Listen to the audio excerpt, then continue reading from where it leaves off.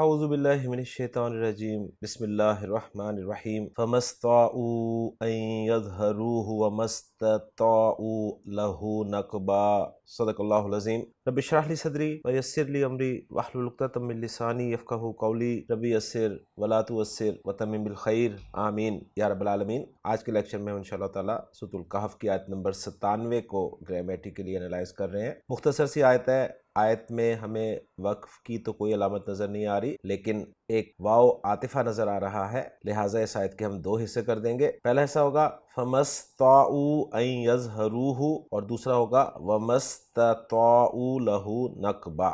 اب جو پہلا حصہ ہے فَمَسْطَاعُوا أَن يَظْهَرُوهُ، اس کے الفاظ پہ بات کرتے ہیں۔ اس حصے میں پہلا لفظ فا حرف ہے، ما حرف ہے، حرف نفی ہے، ماضی سے پہلے آیا ہوا ہے، اور اس کے بعد جو ماضی کا صیغہ ہے وہ ہے استطاعوا۔ استطاعوا، یہ طا، واو اور عین حروف مادہ ہیں، باب استفعال سے استعمال ہوا ہے۔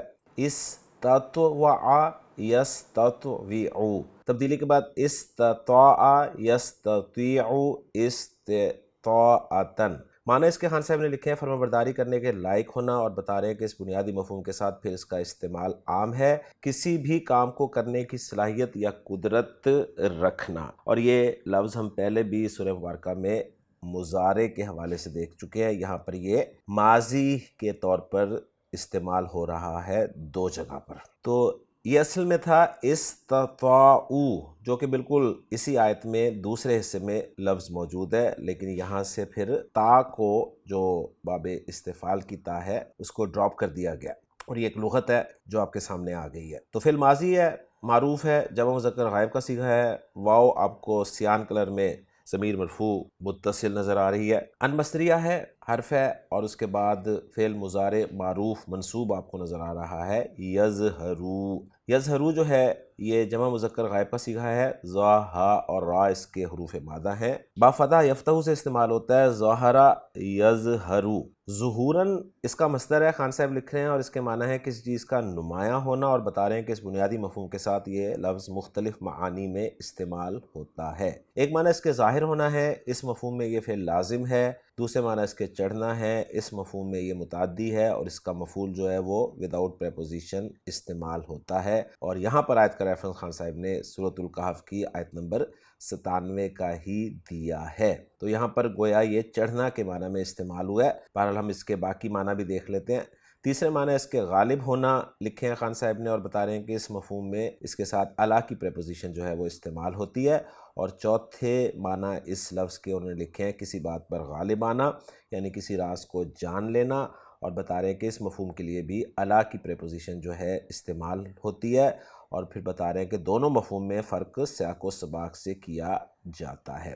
تو بہرحال جی ہمارا یہاں پر جو یہ لفظ ہے یہ چڑھنا کے معنی میں استعمال ہوا ہے۔ یظہرو، جیسا کہ میں نے کہا کہ جمع مذکر غائب کا صیغہ ہے، اور اس میں واو آپ کو جو نظر آ رہی ہے یہ سیان کلر میں، یہ جمع مذکر غائب کی ضمیر مرفوع متصل ہے۔ اس کے بعد آخری لفظ اس حصے کا وہ ہے ہو، جو کہ ضمیر منصوب متصل واحد مذکر غائب کی ہے۔ تو الحمدللہ جی پہلے حصے کے الفاظ پہ بات مکمل ہو گئی ہے، اب پہلے حصے کے الفاظ کو جوڑ کر ہم جملہ بناتے ہیں۔ فا کو ہم استنافیہ قرار دے دیتے ہیں کیونکہ ہم نیا جملہ کر رہے ہیں، اور مضمون کے اعتبار سے فا عطفہ ہو سکتا ہے، اور اس کے بعد ما جو ہے یہ نافیہ ہے۔ استاؤ فعل با فاعل ہے، واو ضمیر مرفوع متصل اس کا فاعل ہے، اور اب مفعول بھی چاہیے، تو اس کے لیے مصدر مؤول آپ کے سامنے آ رہا ہے این یظہروہ۔ مصدر مؤول جو ہے یہ ان مصدریہ سے شروع ہو رہا ہے، اور ان مصدریہ کے بعد جو صلۃ الموصول حرفی ہے وہ ہے یظہروہ، جس میں یظہرو فعل با فاعل ہے، واو ضمیر مرفوع متصل فاعل، اور ہو جو ہے یہ مفعول بہ کی ضمیر ہے، گویا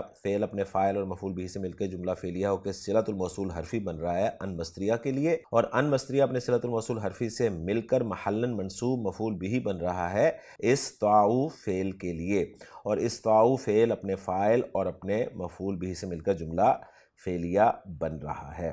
اور ترجمہ جو ہے ہم خان صاحب کے ترجمے میں دیکھ چکے ہیں، میں دوبارہ آپ کے سامنے رکھ دیتا ہوں اس کو کہ فَمَسْطَاعُوا أَن يَظْهَرُوهُ، تو ان کو طاقت نہیں کہ وہ چڑھیں اس پر۔ تو یوں الحمدللہ جی پہلا حصہ ہمارا گرامیٹیکلی انالائز ہو گیا۔ اب ہم چلتے ہیں دوسرے حصے کی طرف۔ دوسرا حصہ جو ہے وہ ہے وَمَسْتَطَاعُوا لَهُ نَقْبًا۔ اس میں واو عاطفہ ہے، ما نافیہ ہے، استطاعوا اسی طرح استطاعوا کی طرح ہی ہے، بس صرف تا کا اس میں اضافہ ہے، اور پہلے میں سے میں نے آپ کو بتایا کہ لغت ہے تا کو حذف کر دیا گیا ہے تخفیف کے لیے۔ تو فعل ماضی معروف جمع مذکر غائب کا صیغہ ہے، واو ضمیر مرفوع متصل، لام حرف جار ہے جس کے ساتھ ہو ضمیر مجرور متصل واحد مذکر غائب کی لگی ہوئی ہے، اور آخری لفظ اس آیت کا اور اس حصے کا وہ ہے نقبن۔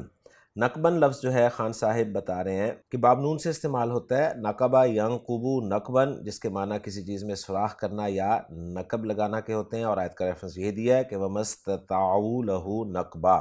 ترجمہ دیکھ لیتے ہیں، اور انہیں قدرت نہیں اس میں سوراخ کرنے کی۔ تو یہ مصدر ہے نقبن، اور اس میں ذات کے طور پہ بھی استعمال ہو سکتا ہے۔ الفاظ کی بات مکمل ہو گئی ہے، جملہ بہت آسان ہے انالائز کرنا۔ ما نافیہ ہے، استطاعوا فعل بفاعل ہے، واو ضمیر مرفوع متصل اس کا فاعل ہے، لہو جار مجرور ہے، اور یہ متعلق ہو جائے گا نقبن مصدر کے، اور نقبن جو ہے یہ مفعول بھی ہے فعل استطاعوا کے لیے۔ گویا فعل استطاعوا اپنے فاعل اور اپنے مفعول بھی سے مل کے جملہ فعلیہ ہو کر عطف ہو رہا ہے پچھلے جملے پر، اور ترجمہ ہم دیکھ چکے ہیں۔ تو الحمدللہ جی ہماری ورکنگ مکمل ہو گئی ہے، محمود صاحب کی ورکنگ کے ساتھ اس کو میچ بھی کر لیتے ہیں،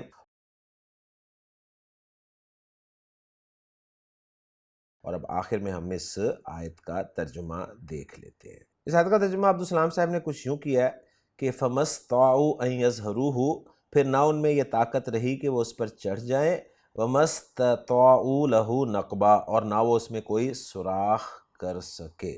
تو الحمدللہ جی آج کے لیکچر میں سورۃ الکہف کی آیت نمبر